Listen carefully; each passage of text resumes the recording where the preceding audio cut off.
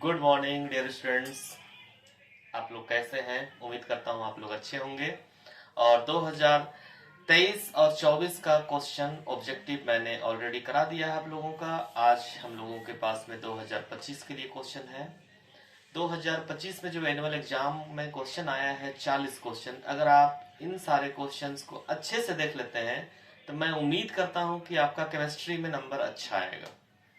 तो आज हम लोग 40 क्वेश्चन करने वाले हैं, तो ध्यान लगा के थोड़ा टाइम आपको देना पड़ेगा। ठीक है, थोड़ा टाइम देना पड़ेगा, तभी आपका जाके सारा चीज क्लियर होगा। तो आइए क्वेश्चन नंबर पहला करते हैं। क्वेश्चन नंबर फर्स्ट 2025 का देखिए। 2024 में जो क्वेश्चन आया था ना, बहुत सारा क्वेश्चन मैच करेगा 2025 में, बहुत सारा किया हुआ है। इसका मतलब यही है कि 2026 में जो क्वेश्चन आने वाला है आप लोगों के लिए, तो वो मैच करने वाला है 25 से भी। ऐसा नहीं कि जो 25 में आया है 26 में नहीं आएगा, आएगा। जैसा हम देख रहे हैं 24 वाला क्वेश्चन 25 में आया था, तो 25 वाला क्वेश्चन बहुत सारा क्वेश्चन 26 में आएगा। How many scientific fundamental quantities are given in SI unit? आप लोग को पता है कितना फंडामेंटल पार्टिकल्स होता है? 7 होता है। ठीक है, लेंथ होता है, लंबाई, मास होता है वजन करने के लिए, लेंथ, मास, वेट, लेंथ, मास, टाइम, ये 3 हो गया। लेंथ, मास, टाइम। उसके बाद में आते हैं हम लोग इलेक्ट्रिक करंट, उसके बाद आ जाते हैं थर्मोडायनेमिक टेम्परेचर, उसके बाद आ जाते हैं हम लोग अमाउंट ऑफ सबस्टांस, उसके बाद आ जाता है ल्यूमिनस इंटेंसिटी। ये 7 बेसिक यूनिट है। Length, mass, time, electric current, thermodynamic temperature, amount of substance, luminous intensity, ये 7 बेस यूनिट होता है। तो याद रखेंगे। क्वेश्चन नंबर 2, आज का question number 2।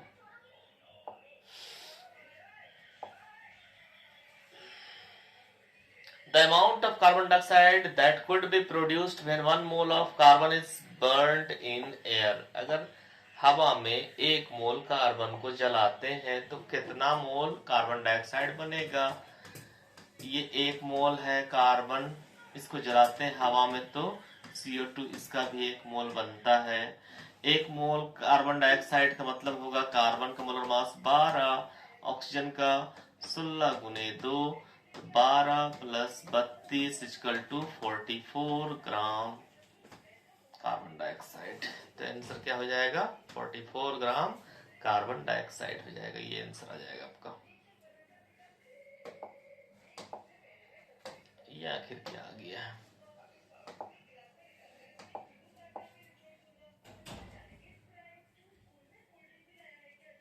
44 gram carbon dioxide, 44 gram carbon dioxide. Next question हो जाएगा question number 3। A solution contain 8 moles of solute and the mass of solvent is 4 kilogram. What is the molality of the solution? Molality का formula क्या होता है? Small m का formula क्या होता है? Number of moles of solute पर kilogram of the solvent. तो number of moles of solute कितना दिया हुआ है? 8 मोल्स दिया हुआ है। Number of moles solute 8 moles दिया हुआ है।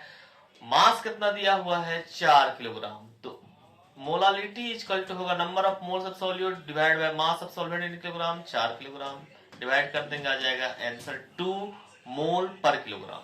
2 मोल पर किलोग्राम। क्वेश्चन नंबर 3 का आंसर क्लियर है?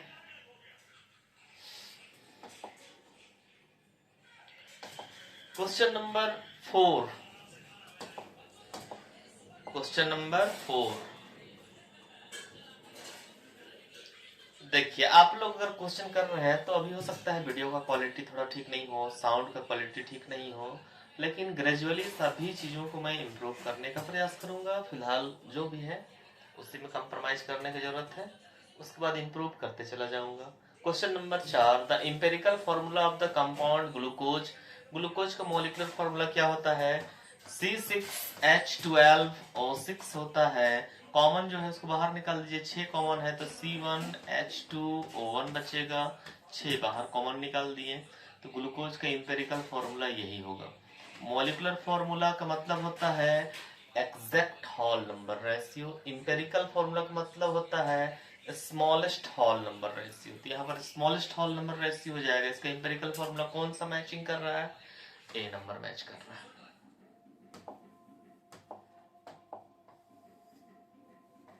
Calculate the number of electron proton neutron in bromine. Bromine में निकालना है इलेक्ट्रॉन प्रोटॉन न्यूट्रॉन। तो इलेक्ट्रॉन प्रोटॉन न्यूट्रॉन निकालना है। याद रखेंगे इसमें चार्ज नहीं है, तो जितना इलेक्ट्रॉन उतना ही प्रोटॉन है। और ये 35 क्या है? एटॉमिक नंबर है। एटॉमिक नंबर है। एटॉमिक नंबर का मतलब होता है प्रोटॉन का संख्या। प्रोटॉन का संख्या बोलते हैं। एटॉमिक नंबर मतलब प्रोटॉन का संख्या। प्रोटॉन को बोलते हैं atomic number. Number of protons, number of protons बोलते हैं एटॉमिक नंबर। तो कितना हो जाएगा? 35। न्यूट्रल है इसलिए जितना प्रोटॉन उतना ही इलेक्ट्रॉन, 35 इलेक्ट्रॉन्स। न्यूट्रॉन्स निकालने के लिए क्या करेंगे? ये मास नंबर है, ये मास नंबर है।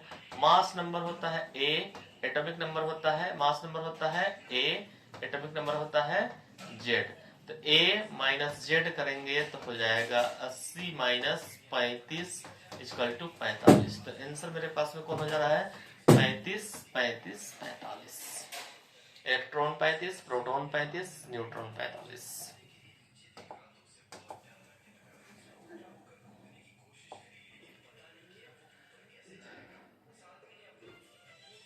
When an element jumps from third orbit to second orbit, which series of spectral line is obtained? आपके पास में इस तरह से 1 है, 2 है, 3 है, 4 है, 5 है, 6 है। n का वैल्यू 1 2 3 4 5 6। अगर मान लेते हैं इलेक्ट्रॉन्स यहाँ पर है, यहाँ पर है, यहाँ पर है, यहाँ पर है, यहाँ पर है और यहाँ पर है। अगर ये सब इलेक्ट्रॉन जंप करके एक नंबर में आएगा, कहीं से भी एक नंबर में आ रहा है जंप करके, तो एक नंबर में आएगा तो ये कहलाता है लेमन्स रिज। क्या कहलाता है? लेमन्स रिज कहलाएगा। अगर ये 2 नंबर में जंप करके आएगा, कहीं से भी जंप कर रहा है, 2 नंबर में गिर रहा है आके, ठीक है, 2 नंबर में गिर रहा है, तो ये कहलाता है बाल्मर्स रिज। ठीक है। और कहीं से भी जंप करके अगर 3 नंबर में गिर रहा है, ये 3 नंबर में गिर रहा है, कहीं से भी जंप कर रहा है 3 नंबर में गिर रहा है, तो ये कहलाता है पास्चन सीरीज। और 4 नंबर गिर रहा है तो ब्रैकेट सीरीज कहलाता है। तो याद रखिएगा यहाँ पर जब इलेक्ट्रॉन्स एनर्जी लेता है तो हायर स्टेट में चला जाता है, और वो जब गिरता है तो n=1 में गिरेगा, n=2 में गिरेगा, n=3 में गिरेगा, n=4 में गिरेगा, n=5 में गिरेगा। 1 में गिरेगा तो कहलाएगा लेमन्स रिज। n फाइनल 1 में गिरा तो लेमन्स रिज कहलाएगा। लेमन्स रिज अल्ट्रावायलेट रीजन होता है। अगर 2 में गिरेगा, 2 में गिरता है, NF=2 में गिरता है तो बाल्मर्स रिज, ये विजिबल रीजन कहलाएगा। अगर 3 में गिरेगा तो पास्चन रिज, ये इंफ्रारेड कहलाएगा। अगर 4 में गिरेगा तो ब्रैकेट रिज, इंफ्रारेड कहलाएगा। 5 में गिरेगा तो क्या होगा? Lyman, Balmer, Paschen, Brackett, Pfund होगा 5 में, हम्फ्री, डेवी। इस तरह से आगे बढ़ते जाएंगे। 4 ठो काफी है आप लोग के लिए, नाम याद रखना। ठीक है। लेमन मतलब n=1 में गिरेगा, बाल्मर मतलब n=2 में गिरेगा, पास्चन मतलब n=3 में गिरेगा, ब्रैकेट मतलब n=4 में गिरेगा। लेमन मतलब अल्ट्रावायलेट रीजन, बाल्मर मतलब विजिबल रीजन, पास्चन मतलब इंफ्रारेड रीजन और ब्रैकेट मतलब इंफ्रारेड रीजन। आगे इंफ्रारेड ही जाते रहेंगे हम लोग। Question number 7, What will be the wavelength of a ball of mass 0.1 kilogram moving with a velocity of 10 metre per second? ये क्वेश्चन ऑलरेडी हम करवा चुके हैं। वेवलेंथ निकालने के लिए लैम्डा इक्वल टू होता है h divided by mv। h Planck's constant है, h का वैल्यू होता है 6.626 इंटू 10⁻⁻34 जूल सेकेंड होता है। ठीक है। मास दिया हुआ है, ठीक है, वेलोसिटी दिया हुआ है। मास कितना दिया हुआ है? 6.626 इंटू 10⁻⁻34 डिवाइड बाय मास दिया हुआ है 0.1 किलोग्राम और वेलोसिटी दिया हुआ है 10 मीटर पर सेकेंड। ये दोनों मल्टीप्लाई करेंगे तो 1 हो जाएगा, तो आंसर आ जाएगा 6.626 10⁻⁻34 आ जाएगा मीटर। यस, आंसर आ जाएगा। ये क्वेश्चन ना 2023 में भी आया, 2024 में भी आया, 2025 में भी आया, इसका मतलब है 2026 में भी आएगा। ठीक है,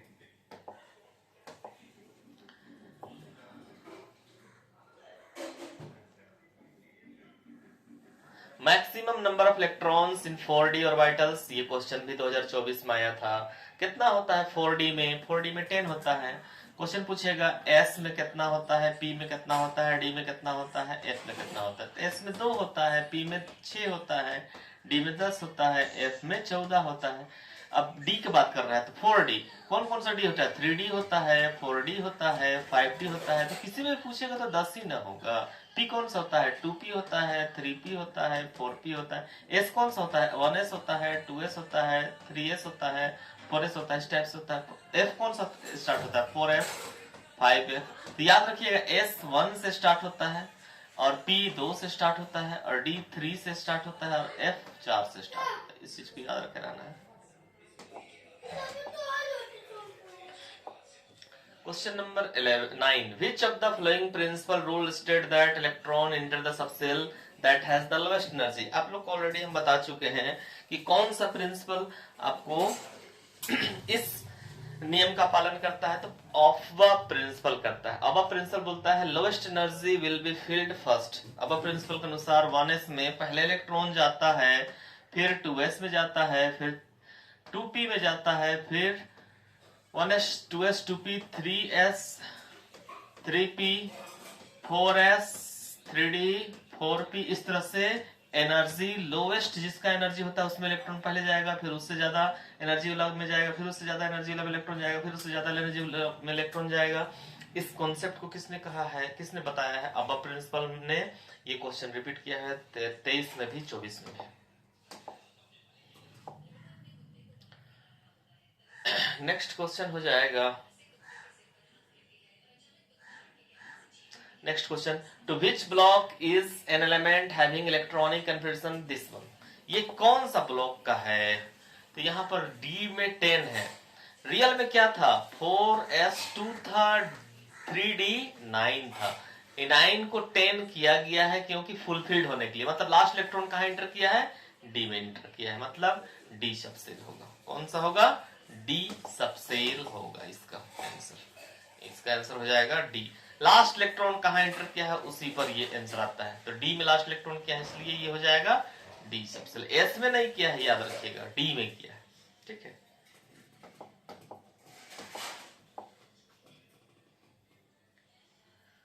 how many groups are present in the modern periodic table.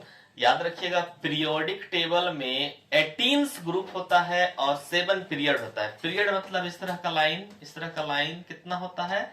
7 period होता है। Period 1, period 2, period 3 dot dot dot period 7 तक होता है। पहला पीरियड में कितना एलिमेंट? 2, दूसरा में 8, तीसरा में कितना? 8, चौथा में कितना? 18, पांचवा में कितना? 18, छठा में कितना? 32, सातवां में कितना? इनकम्प्लीट। ये पीरियड हुआ। ग्रुप्स क्या होता है? ग्रुप 1 होता है, ग्रुप 2 होता है, ग्रुप 3 होता है, ग्रुप 18 तक होता है। ठीक है, ग्रुप 1 में कौन, 1 और 2 में कौन रहता है? 1s और 1s2 होता है। ठीक है, 1s, फिर 2s1 2s2 होता है। s ग्रुप है ये वाला। ठीक है, ग्रुप 1 ग्रुप 2 s ग्रुप है, बता दे रहे हैं आपको। ग्रुप 1 ग्रुप 2 s ग्रुप है। ठीक है, ग्रुप 3 से लेकर ग्रुप 12 तक D ब्लॉक है। ग्रुप 13 से लेकर ग्रुप 18 तक P ब्लॉक है। P ब्लॉक, इसको याद रखिएगा, D ब्लॉक और S ब्लॉक। ठीक है, S block group 1 group 2, D block group 3 से लेकर 12 तक, ग्रुप P ब्लॉक 13 से लेकर 18 तक। तो आपके पास में पीरियोडिक टेबल में 18 ग्रुप है। ठीक है, और F ब्लॉक जो है वो आपका अंदर घुस के बैठा हुआ रहता है। ग्रुप 3 नंबर में ही D ब्लॉक का ग्रुप 3 नंबर के अंदर में F ब्लॉक सारा समाया हुआ रहता है। तो इसका आंसर 18 हो जाएगा ना, 18 ग्रुप्स होता है। O2 minus F minus Na plus Mg plus क्या है पूछता है। ऑक्सीजन का एटॉमिक नंबर 8, फ्लोरीन का 9, सोडियम का 11, मैग्नीशियम का 12। ये 2 इलेक्ट्रॉन लिया है तो इलेक्ट्रॉन्स का संख्या 10 हो गया। ये 1 इलेक्ट्रॉन लिया है तो इलेक्ट्रॉन 9 था पहले से, 1 ले लिया तो 10 हो गया। Na प्लस 11 इलेक्ट्रॉन था, 1 दे दिया, प्लस मतलब 1 दे दिया तो 10 बचा। मैग्नीशियम 12 इलेक्ट्रॉन था, 2 दे दिया तो 10 बचा। सब में सेम नंबर ऑफ इलेक्ट्रॉन्स है तो इसका आंसर हो जाएगा आइसो इलेक्ट्रॉनिक स्पेसीज है। ये चारों का same number of electrons, same number of electrons iso electronic species कहलाता है जी।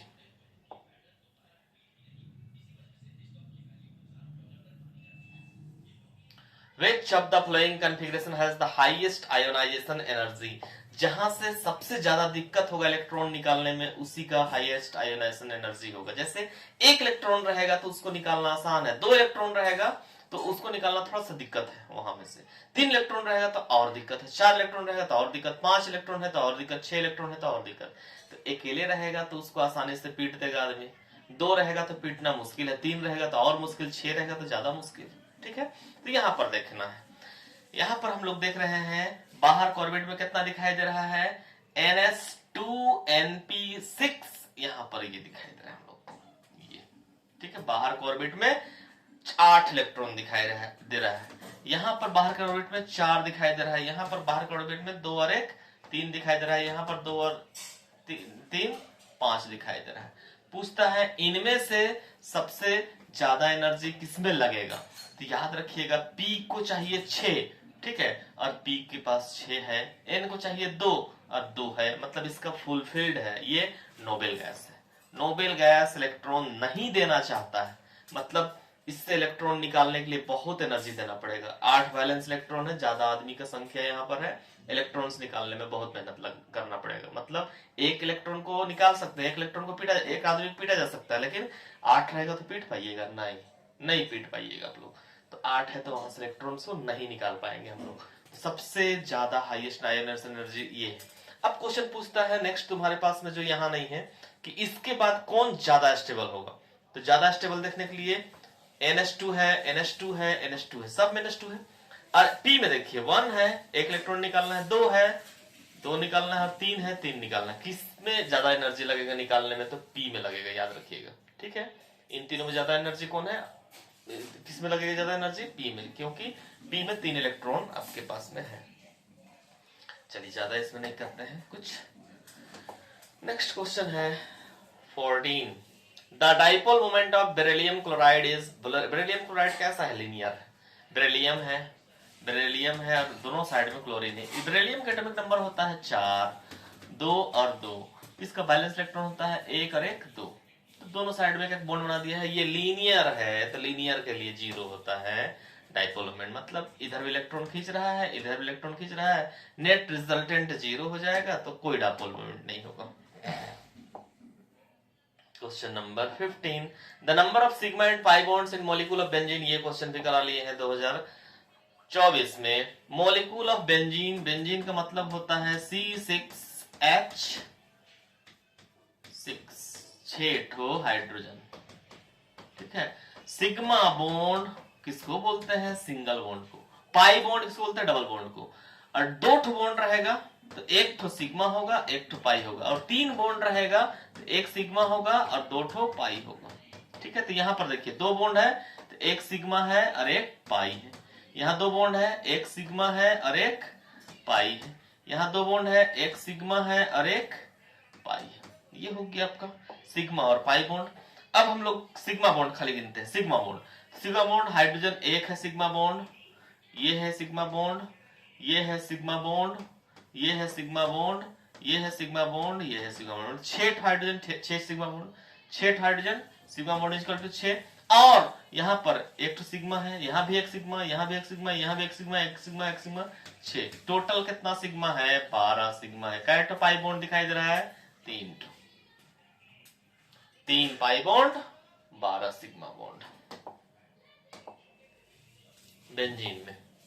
Question number 16, the bond angle between 2 bonds in a linear molecule, linear molecule में बॉन्ड एंगल क्या होगा, अभी तुरंत बताए थे BeCl लीनियर मॉलिक्यूल है, यहाँ पर बॉन्ड एंगल कितना होगा 180 डिग्री, यही वाला होगा। Question number 17, the hybridisation of phosphorus in PCl5, यहाँ पर कितना बॉन्ड बनाया है, फास्फोरस का एटॉमिक नंबर 15 होता है, 2 8 5 5 वैलेंस इलेक्ट्रॉन है, पांचों का पांचों बॉन्ड बना दिया है। बॉन्ड बनाया है तो क्या होगा देखिए इस 2 को हम लोग क्या लिखेंगे 1s2, इसको 8 को क्या लिखेंगे 2s2 2p6, यहां तक कंप्लीट हो गया। इस 5 के लिए क्या लिखेंगे 3s2 3p3, इतना लिख लेंगे हम लोग। उसके बाद और क्या लिखेंगे आगे 4s और 3d, इसको नहीं लिख के हम लोग ये 3d को ले लाएंगे। तो अब देखते हैं 5 इलेक्ट्रॉन हम 5 बॉन्ड बनाया गया है, तो इसमें क्या करेंगे डब्बा बनाएंगे 3s का, फिर डब्बा बनाएंगे 3p का, फिर डब्बा 4s का नहीं बना के हम लोग 3d का बना देंगे डब्बा 3d का। यहाँ पर एक इलेक्ट्रॉन है, और यहाँ पर हम लोग क्या देखते हैं s में 2 है, एक इलेक्ट्रॉन हटा देते हैं, एक इलेक्ट्रॉन को यहाँ ले आते हैं। अब यहाँ पर 5 क्लोरीन बॉन्ड बना देगा 3 4 5, तो इसमें एक ठो s 3 ठो p और एक ठो d इन्वॉल्व हुआ, तो एक ठो s 3 ठो p और एक ठो d इन्वॉल्व हुआ, तो sp3d हाइब्रिडाइजेशन हो जाएगा इसका। तो PCl5 का sp3d हाइब्रिडाइजेशन हो जाएगा। s में 2 ठो इलेक्ट्रॉन था ना, 2 ठो था, एक ठो ले गए कहां पर d में, इस s में नहीं ले जाना है, कहां ले जाना है आपको d में ले जाना है।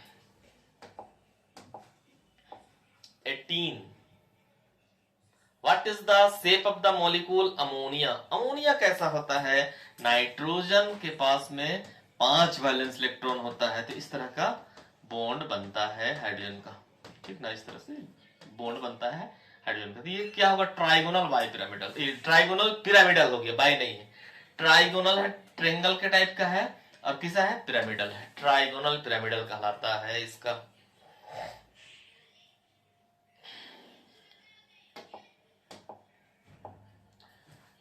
19 देखना है, for the process to occur under isothermal condition the correct condition is, isothermal मतलब होता है सेम टेम्परेचर, आइसोथर्मल मतलब होता है सेम टेम्परेचर, सेम टेम्परेचर मतलब कांस्टेंट टेम्परेचर, कांस्टेंट टेम्परेचर मतलब डेल्टा T इक्वल टू 0, जब डेल्टा T निकालेंगे, ठीक है, चेंज इन टेम्परेचर निकालेंगे तो वो जीरो होगा, T 0 नहीं होगा, डेल्टा T 0 होगा, चेंज इन टेम्परेचर क्या होगा 0 होगा, चेंज इन टेम्परेचर 0।